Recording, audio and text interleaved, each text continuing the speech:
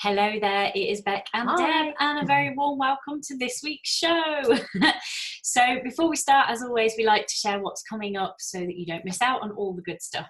So a week today, we are starting our first ever book club, and we would absolutely love if you were a part of that with us. We will be diving into the Dare to Be You book. Oh, Deb might have it just to the side here. Yay, there it is. That wasn't one we Here's one we did not prepare earlier. We'll be diving into the Dare to Be You book. Thriving is the aim of the game. And we'll be getting together every week over the course of 8 weeks and looking at all the topics and exploring what's in that book together.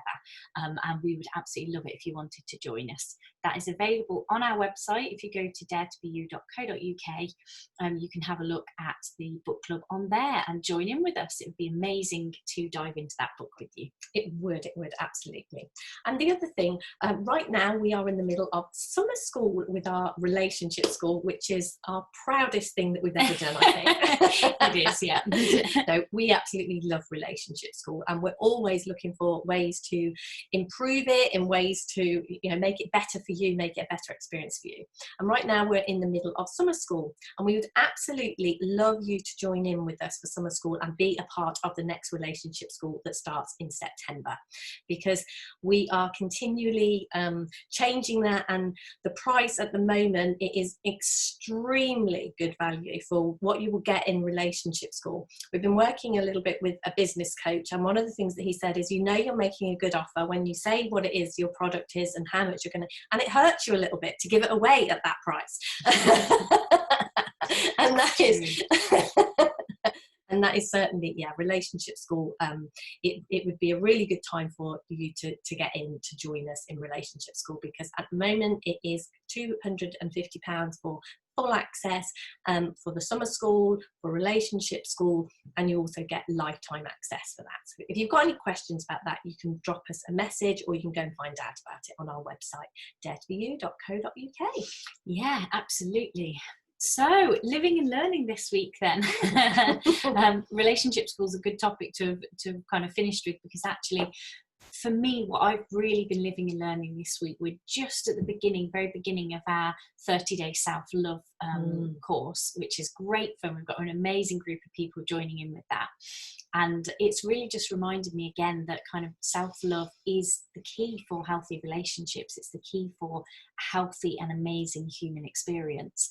And I've really been seeing, like, although we're creating the videos and sharing them in emails, I actually join in with these whenever we put out these kinds of programs. We tend to join in, don't we? And we watch the videos. And it's just amazing, because what I notice is that anything that I'm sharing with somebody else, there's always something in that for me. There's always something there that's useful for me to hear again. And self-love is it's one of our favourite topics. I know it's kind of a pet love for us to kind of come back to self-love. And that's very much where we started our journey, was kind of getting to know ourselves and exploring that. For me, the getting to know yourself around that, because what I saw was the only reason that I didn't really love myself, the only reason that I despised myself and didn't like what I didn't like what I was doing out in the world, was because I didn't actually know much about myself. Certainly that the deeper truth about who I am that we point to, I got stuck in a lot of the detail and a lot of the surface stuff. So actually getting to know something about myself, getting to know that we are actually love and generosity and all those nice things, and getting to know that helped me access them and changed everything. Yeah, very much for me too. And I know kind of what I've seen again this week, if you've kind of seen any of our stuff before, we often like to talk about pendulums, because they're very move back because I'm in a pendulum swing.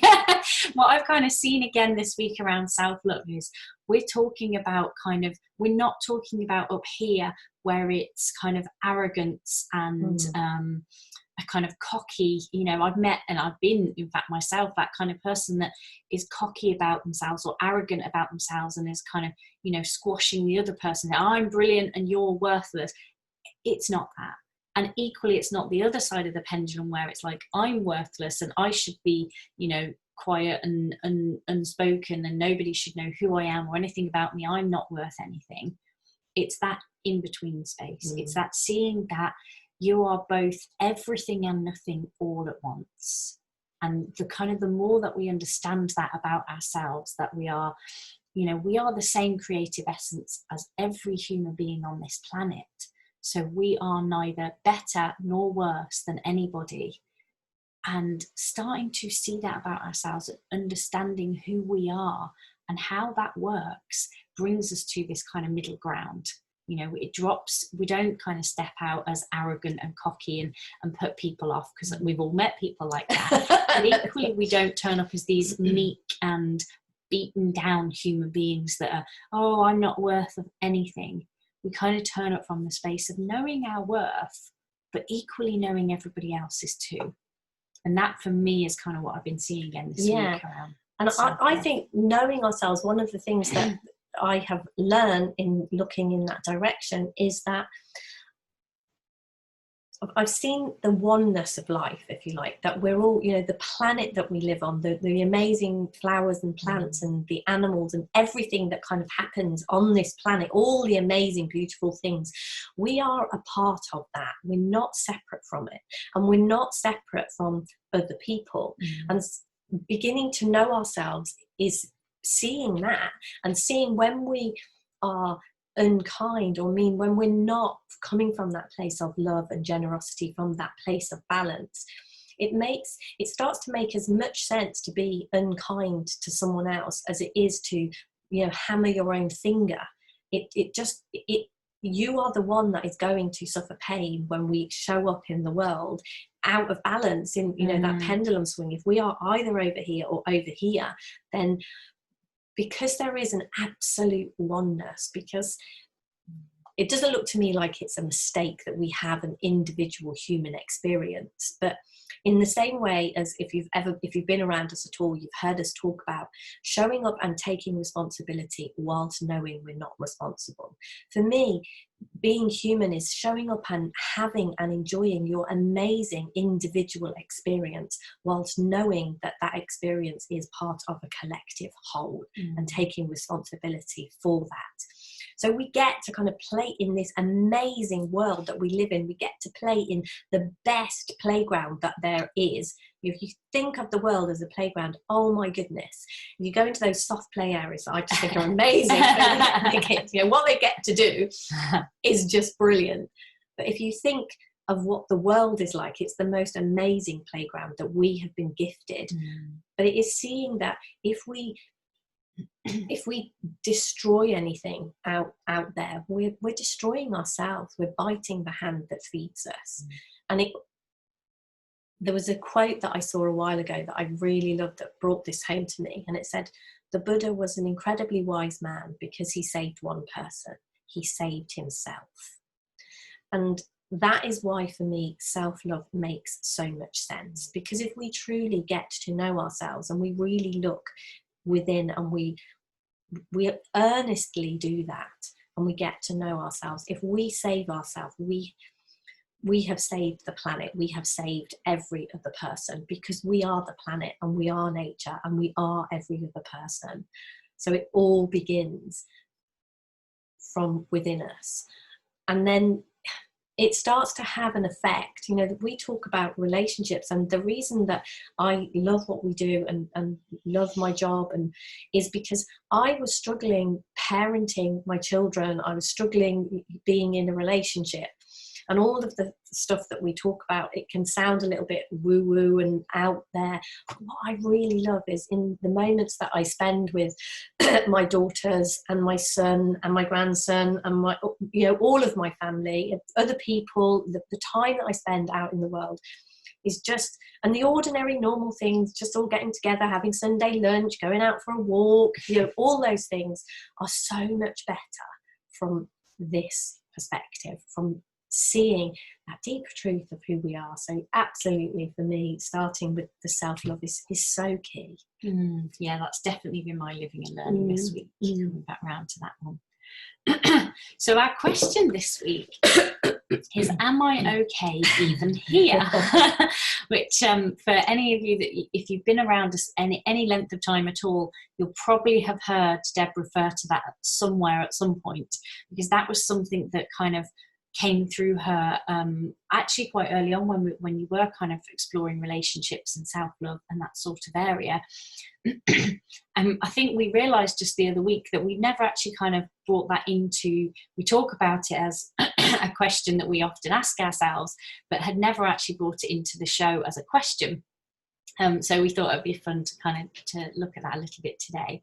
And I know for me, the kind of, I watched Deb have this experience of seeing her okayness and seeing that deeper truth of who she was, and then that coming through her as a way to experience that in moments where it looked like she'd lost it. In moments, you know, where it kind of felt like, oh, you know, I've seen something, but here in this moment, that can't be true. That can't be what's happening. And I think the biggest experience I watched kind of happen there was a few years ago, we were doing a lot of challenges. As many of you will know, we do challenges. We were doing some quite big challenges. And one of the challenges that Deb set herself was to do a zip wire. And Deb is, or was, petrified of heights, and the idea of doing a zip wire, the longest zip wire in Europe, in Snowdonia, which was pretty high up, which was very high up, and you kind of just dropped. You know, she set herself the challenge of doing it, and we were going to do it as a group. So a group of us went to Wales for a weekend, and kind of had booked our place on this, and we turned up to do it. And when you get there, you get to do a mini version to kind of just have a go first, and it helps the people that are getting you all strapped in to kind of work out your weight and the time and everything. So you get to kind of do this mini version first. The mini version wasn't so mini. It's kind of put out there as, oh, it's just a practice run, it's a short one, it's little. And we kind of get the mini there. one was the biggest zip wire I'd ever done. It was, yeah. Well, it was for me too. Before we did that. And we kind of got there, and as a group, we're standing there and we're gearing up, and there's this platform, and you know, there's other people. I think there was probably about 12 or 14 people that were all going on this zip wire in a group, and there's about 4 or 5 in our group. So we were towards the back of the queue, and we're there queuing up, and we're looking, and I know Deb's been quite nervous, and she's sort of gearing, no, I'm going to be okay, actually, this is fine, I can do this, I'll just take one step at a time. And she's kind of, we're chit-chatting in the queue, and suddenly I look over, and there's these people lying on the platform getting ready to go, and I look down at the drop, and I lose it. I look at Deb, and I'm like, I can't do this, I can't do this, I don't want to do this frightens me, I can't. And we're coming up to our slot in the queue, and Deb's looking at me, and she kind of looks over, and she takes a breath, and she's like, okay, Bec, are you okay even here? And it takes me a minute, but I feel myself go inside. I feel myself remembering all of the things that we talk about regularly, you know, that unchangeable, that undamageable diamond, that our feelings are only telling us about our thinking, and all of those things that we share regularly and that we have conversations about a lot suddenly just came to me as Deb asked that question. And I saw that moment of, yeah, I am okay. In this moment, standing on these steps, I'm not even on the platform, I'm not even lying down yet, I've gone way too far into the future, I'm okay just here. And then as we kind of built up, and as you know, as we moved forward, the queue moved forward, in each moment we just kept having this conversation back and forth. Are we okay here? Do we need to go any further right now? Is it okay as we are at the moment? And it was, and we kind of kept having that conversation. And as I lay down to do this, I was like, actually, I'm really excited. And off we went, and we both kind of did that mini zip wire, didn't we? We did. And then kind of 10-15 minutes later, as we're going up the cliff, it was a massive quarry, like really big. We're in this huge lorry, and just as I've kind of settled, gone, oh, I'm really excited about the big one now, this is going to be great, I lose it. I don't know if you want to take over the story from there, because I think it's really good. Yeah, my fear of heights, my absolute terror of heights began to kick in, and I was absolutely terrified. And it was really, really interesting, because I just turned to Bec and I was like, I don't think I can do this. And if there'd have been a way to stop, if there'd have been a way to kind of, you know, stop the world, I want to get off, I definitely would have done that. But it wasn't an option. And then Bec repeated my words back to me. She answered, okay, take a breath. Are you all right even here? And the interesting thing is, there was a lot going on. There was a lot of thinking going on for me. And I was I know when we talk to people about anxiety and panic attacks and things like that, and when you're in the middle of all that and feeling the physical feelings, when we get to that place of terror, they're really real. You know, my heart was racing. It felt to me like my chest must be doing this because my heart was beating so much. I was shaking. My mouth was dry. You know, there was a lot of physical symptoms. And then, you know, are you all right even here? Am I okay with all of those physical symptoms going on? Does it mean this place in me, this diamond, this inner, I don't know, this inner resource that is that belongs to all of us, does it go anywhere when all of those crazy symptoms are going on? And however much you rev up those crazy symptoms, do you lose that? That's the question for me in the am I all right even here? And to me, that was the whole point of us being there and doing what we were doing. The challenge for me was I kind of knew that I would probably get into that state, because I know, you know, the minute that I go very high, this terror starts to kick in. And it was seeing, for me, I'd really begun to see that we are love, we are peace, we are wisdom. You know, we do have this inner diamond. And it was like, can it go anywhere when things happen out in the world? And this was just a way of, if you like, causing those things to happen within me. And am I okay even here? And just like Bec said, when I actually looked, even with all of those, and it didn't stop, I was shaking like a leaf, my heart, my body, literally, my body was doing crazy things physically. But the minute that I went back and looked for the answer to that question, instead of getting really caught up in all that physical stuff, when I looked inside for the answer to that question, am I okay even here? You know, is that inner diamond still intact? Is it? Are my foundations, are they still true here? And the minute that I looked, there they were. And it didn't, the physical sensations did continue, but my okayness was just very, very apparent. And what I have seen, you know, that was just a way for me to take myself inside, I guess. And it was the same, you know, when I asked Bec that question, it is a way. And so for me, moving on from this, the self-love that we talk about and knowing ourselves, if we've done that, if we're aware of that, if we've had some experiences of seeing what you might describe as your inner diamond, or connecting with the love, the generosity, the energy that you are at core, if something in those moments, if there is something that occurs to you to connect back to that, you begin to see, in spite of anything that is going on physically, whether it be for you or someone else, that place in you, that's the place that never changes, that is always there, that is always present and never ever changes. Because men, you know, a few years later after that experience, and as I said, you know, the reason we did those things was for me to test it out, to kind of say, okay, I'm going to push you to your limits and see if your okayness stays there. And then, you know, life does what life does. And a few years later, I found myself in a situation when my newborn grandson became ill. I was out with my daughter one day, and we'd actually been at the hospital for something that was going on for her, and we'd got her tiny baby. I think he was about 2 or 3 months old at the time. He's now 18 months-ish, just a bit less than that, nearly, almost. But he was really poorly in this moment. He went all floppy. He stopped responding. He wouldn't feed. We couldn't get him to do anything.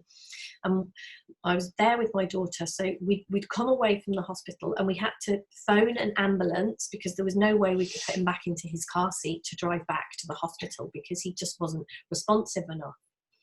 And in that moment, when something like that, not something self-created, not a way to kind of test this, when we were there in that moment, and we had to kind of connect to something, so that, to our wisdom, if you like, to the inner wisdom, so we knew what to do in those moments. And for me, it was like, what happens when we play in this arena, when we challenge ourselves in this way? What occurred to me in that moment is, are you okay even here? Can you just kind of get clear with, and my body was doing the same things. You know, I was in blind panic. My little tiny baby grandson I didn't know what was going to happen. The minutes that we were waiting for the ambulance felt like hours. You know, I'm sat there and it looked to us like his life was in the balance. Am I okay even here? Can I connect to, has my inner diamond gone anywhere? Has that foundation that we have, is love, kindness, generosity left you? And even in those moments, that for me is the point of the fun that we have, the challenges that we do, that we find that okayness even here. So for me, the answer to the question, am I okay even here? However much that has been tested for me, if I am brave enough to stop and look, the answer so far has always been yes. And our invitation, I don't take my word for it, please don't. Our invitation is, however this occurs to you, whether it is zip wires and fun things and being kind to yourself and pushing yourself just out of your comfort zone, or if it is in those moments when life really feels as if it's thrown you even more than a curved ball, a smack in the face with a ball, you know, am I okay even here? It's an interesting topic to play with and to have your own experiences around. Yeah, for sure. So our topic today is the power of now. And what was occurring to me as we were talking about that question is what that question, am I okay even here, does is actually brings us to the now. It brings us to here and now, this moment. So actually it ended up, surprisingly, that our topic and question fit really, really well together. And for me, kind of looking at the power of now, the power of the now or the here, this moment, is that what we're very good at doing as human beings, we have an incredible imagination, we have this amazing gift of thought, but we can also kind of misuse that, you know, or at least misunderstand when we are using it. What we can do very quickly to ourselves is take ourselves out of this moment, take ourselves into a future moment, or back into a past moment. And just like in the example with the zip wire and with Deb's grandson, what was happening when kind of she was in that anxious state, and the same for me, is we were very quickly taking ourselves into a future. We were kind of imagining, you know, if I get on this zip wire, this is what's going to happen, that's going to happen. If my grandson, you know, if the ambulance doesn't turn up now, then this is what's going to happen to my grandson. And as soon as we go into those made up futures or back into a past that's gone now, we get the feeling and the experience of that. Whatever the story is, that's the gift of being human. Whatever story we filled our head with, we get to have that experience. And so what we do is we take ourselves out of this moment and we plow forward into something else, or we go back into something that's gone and passed and happened. And the power in seeing that the only moment that exists is now. The power is in seeing that. That's what, you know, the topic of the power of now is reminding us that the only place that we have freedom and the only place that we have that okayness we just talked about is when we're here and now, when we're present to this moment. And how easy it can be to take ourselves out of that moment. We're actually just as gifted to bring ourselves back. Yeah, totally. And what kind of happened with Deb was at some point in her exploration of this was she had an insight, a wisdom kind of came through her to say, if I ask myself that question, effectively it brings me back to now. It brings me back to this moment. And in this moment, we have everything that we need. Totally. I think, like you're saying, it was a wisdom moment, and we all have those. You know, we're inviting you to kind of to see that exists and that it's possible for everyone, including you, and to find your way to explore that and play with that. Because what we're only giving you examples of what happened to us, and then inviting you to go out into the world and see what happens for you when you play and what comes to you. The minute your mind opens a little bit, an idea will come to you of how to do this for yourself that makes sense. It might even be the same as what I did, or it might be slightly different. But absolutely, what that question did for me was, and always does for me, is brings me back to this moment. And always and only ever in this moment, that's where our peace and freedom is, like Bec said. Because for me, what it does when I ask that question is, it stops my mind, because my mind does go off onto crazy stories. You know, the minute I take myself somewhere high, it starts to say, you're going to fall, you're going to die, something bad's going to happen, it's not going to turn out well. And everything in me is responding as if that has already happened, or as if that is imminent, you know, this story that I'm making up. And asking the question, am I okay even here, stops my mind in its tracks. And that is what is powerful, because it is when we are making up stories, whether we are going into the past or whether we're going into the future, those feelings, the anxiety, all of that reaction, my heart beating out of my chest, you know, feeling sick, my head starting to ache, shaking, all of those, they're very, very, very physical reactions to the thinking that we are having, that busy thinking that our mind is doing. Every feeling we have is a reaction to what our mind is doing. And when we stop our mind in its tracks and bring it back, rein it in, whichever way it's, you know, it darts off. Our mind is as quick as lightning. You know, you've had a bazillion thoughts before you snapped your fingers on it's crazy. But if we just stop it in its tracks, with the simplest of things or the most complicated of things, it brings us back to this moment, what is here. And now this moment contains everything that we need, no matter what is going on, no matter what our body is doing, no matter what the world is doing, no matter what illness we are in the middle of, whatever horrific thing, whatever amazing, brilliant, wonderful thing we are in the middle of, anything that is going on, when we still our mind and come back to the now, we just fall into love, generosity, and peace. And that gives us the best human experience that is available ever, no matter what.